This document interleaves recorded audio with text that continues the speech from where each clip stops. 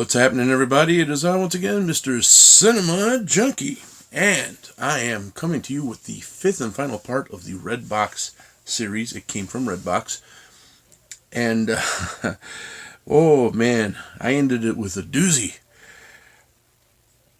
When I saw the trailer for this movie, I was impressed just with the cast selection and some of the imagery that I saw. I was like, oh, this looks deep. This looks really deep. It looks solid, you know?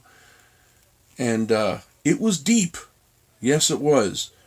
But it was like mucking around in a mire of question after question after question. The title I speak of is Mother, starring Javier Bardem and Jennifer Lawrence. I like both of those actors a lot. Michelle Pfeiffer's also in it. I could take or leave her. Ed Harris is in it. I thought he was cool. I think he's cool as an actor, I should say. The story starts off pretty basic. A married couple living in, I believe it was the childhood home of the husband. It burned down and they've been rebuilding it. He's a writer, and he has a severe case of writer's block. He's very frustrated with everything. But he's completely in love with his wife, Jennifer Lawrence. And she spends most of her time just redecorating, rebuilding, getting just the right color, getting just the right this and that, putting things together. She's a homemaker to the 10th power. Out of nowhere, Ed Harris shows up, and he's ill, he's sick, but he's also says he's a doctor at a hospital somewhere, and he comes in to the house. He gets invited into the house, and then out of nowhere, he invites his wife to come over, who's played by Michelle Pfeiffer, and then their sons show up. And by this point, I'm looking like, I'm a little frustrated for Jennifer Lawrence. I don't know if that was my house. I'd be like, what's going on with everybody just inviting everybody over here? One brother winds up killing the other out of jealousy, out of something about the will for the parents. And at first I'm thinking, okay, maybe these people lived at the house before. Maybe this house was, they got it at an auction, but the will states that the house is supposed to go to the son, but they lost the house. I thought maybe that's what was going on. I gotta tell you, man, if you take this movie at face value, you are not gonna know what the hell's going on. Because it goes from weird and frustrating to plain frustrating to bizarre. I mean, batshit crazy, okay?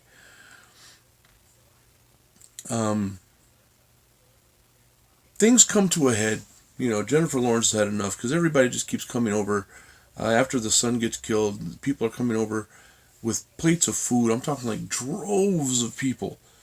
And they're hosting this, and Javier Bardem is telling her, oh, we have to let them mourn, and they just lost their son, and, be cool and everything.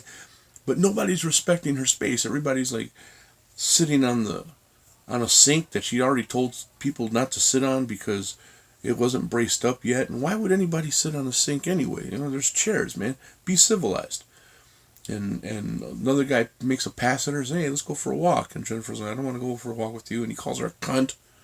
Just saying, she's a bitch and all this other stuff. And I'm like, hell no. And she's still not demanding everybody leave. She hasn't gotten to the point where she's like, get out of my house. She hasn't done that yet. But she's looking to her husband to straighten things out and handle everybody, which he doesn't do. He's just like, come on in, everything's cool. Lot of imagery, a lot of symbols.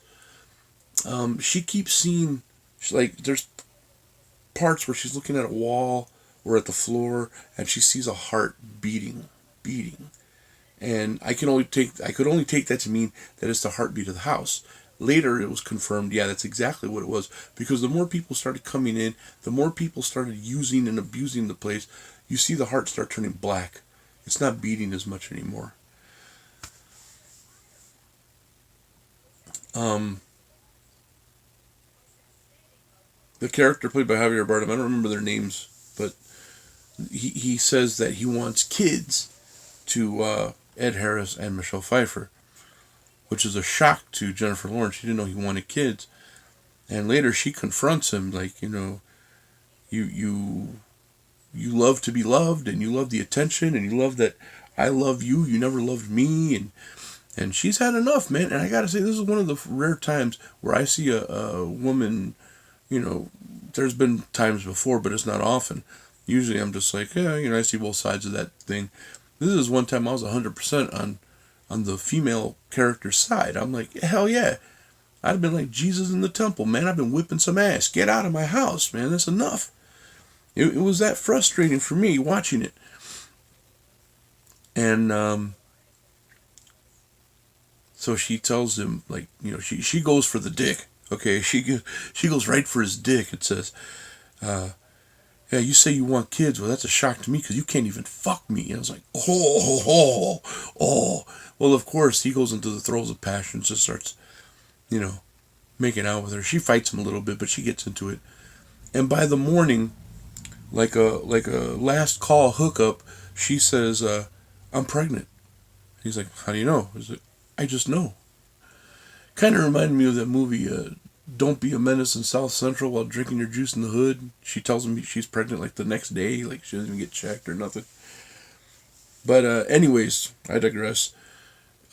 She says she's pregnant. She knows it. And sure enough, she is. Her belly gets bigger. But at that moment when she says she's pregnant, his writer's block is gone. He gets this really beautiful thing in his head, and he goes downstairs and he writes and writes and writes, and then he lets her read it, and she starts crying, saying it's beautiful, it's perfect. The whole thing is perfect. And then out of nowhere, his publisher shows up. She already got a chance to read it, so Jennifer Lawrence wasn't the first one to read it, and you could tell she's a little hurt by that. Well, it goes to publishing, apparently, and it sells out everywhere, and people come by his house. They trek to his house.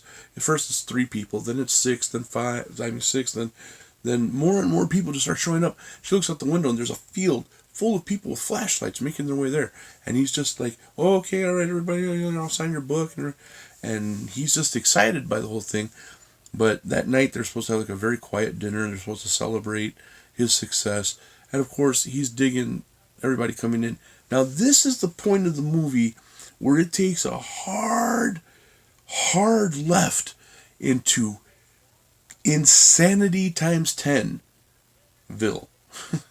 I mean, it takes a really hard left into like what the fuck town.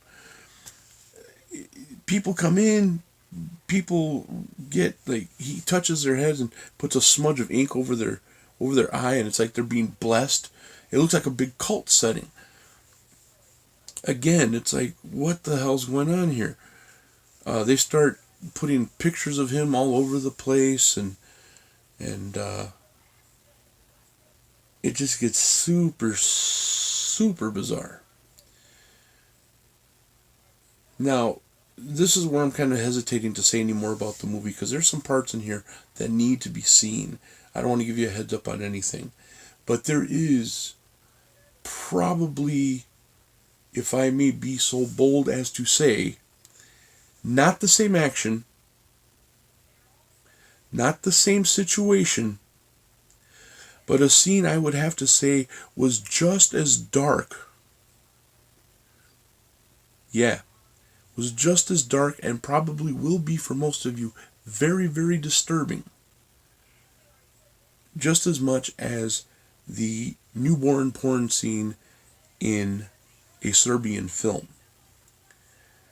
Again, not the same situation, not the same action, but there is something kind of on that level of disturbance. It was kind of like, what?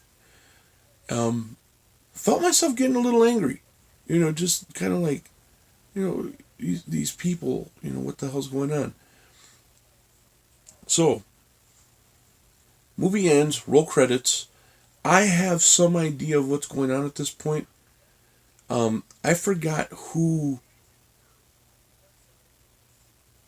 I've heard the director's name before, but I'm not 100% sure what other movies he's done. Part of me wants to say he's done Philosophy of a Knife, but I'm not 100% sure on that. But he has done some movies I know. And I know that this director is a bit of an atheist, which is what kind of confused me, because by the end of the movie, I started thinking that I thought of Eraserhead, okay, in terms of weirdness and message. In Eraserhead, there's references to God and sin and the forgiveness of sin and death. There were some parts in this movie that made me think, okay, if we're going with symbolism here, if we're going with symbology, then I can see where it's maybe not clear cut, but each character represented something from the Bible. I wasn't 100% sure. And after about an hour of just banging my head against the wall, I looked up a couple of things on the movie from different people. And out of the 3 or 4 that I read, at least one of them confirmed most of what I was thinking. But it was his own theory, and it was a theory I could get on board with because it made all the sense in the world. So, the moment of truth comes now. And do I judge this movie on the message it was trying to relay? Because as I've said before, I don't really like to watch movies that have a whole lot of message and symbols and signs and hidden subliminal horseshit. I just want a movie to entertain me and, present itself. And but this one, it's a rare breed of cat, because as much as it relied on symbols and subtle hints about what it was trying to say, it did it pretty well, I would say. And if nothing else, if you just took the movie at face value, yes, it's confusing. Yes, it can kind of leave you in the dark, but it had such a strong presence that I can't hate it at that level. And if I was just going to say, okay, I watched Mother, this would happen in it, and I don't get what happened, I don't understand. Even with that, I would have to give this movie probably a 6 or a 7. But going with what I'm pretty sure the movie was talking about, what the director was trying to get across in this movie, what the storyline was trying to get across, going with that, I'd go as high as 8 or 9. So, if you boil it all down to gravy, overall, I give Mother an 8. Now, that's a pretty high rating, and usually that means go out and see it. This time I'm not going to say that. This time I'm going to say, if you want something a little surreal, or a lot surreal, if you want something that really gets in your head a little bit, and if you want to see probably one of the darkest scenes filmed in the past 3 or 4 years in a movie, check it out. Again, I got it at REDBOX, so it was like $1.50. $2 if you get the Blu-ray.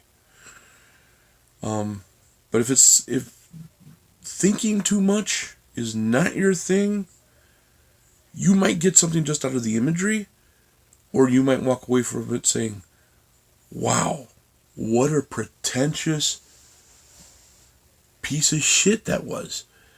And I would hate to recommend something to you that causes you to feel that way. So I'll just say, I liked it. I'm not sure if I'm going, 8 is usually where I'd say, yeah, I'd buy it. Not 100% sure I would ever buy this one. And if I did, it would have to be presented in a really nice edition. And I'd have to have the right people around to show it to. My friend Claudia would have loved this movie. She would have completely loved this movie. Basically, because she's got a crush on Javier Bardem. But she had a crush on him. But she also digs movies like this that really make you think, that really get the wheels turning in your brain. So it was a good movie. It was a good one. And definitely one that if you and a couple of friends watch it, you will be discussing things afterwards. But yeah, that's the best I can do on that one. An 8 without a recommendation to see it or run out and get it. Weird, right? But sometimes that happens. If you're just a big fan of Jennifer Lawrence, I'll say this, in the first 10 minutes of the movie, you get a little see-through boob action, if that means anything to you. And then later on, she's being attacked and her shirt's being ripped off. You get some straight-up nipple action there, too. Such a pig. But if you're into that, hey, you might give it a 10. Who knows? But, yeah. Mother gets an 8 from me. Overall, I thought it was kind of art housey, pretty subliminal, hidden messages, a lot of symbolism. But overall, I liked it. I'm glad I watched it, finally. So that wraps up this series. There will be more REDBOX rentals, I can almost guarantee you. But not for a week or two at least. So until next time, guys, take care. Thank you for sticking around. Thanks for watching this series. And I'll be bringing you some more reviews real soon.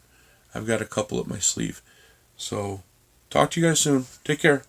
And I'll see you all later.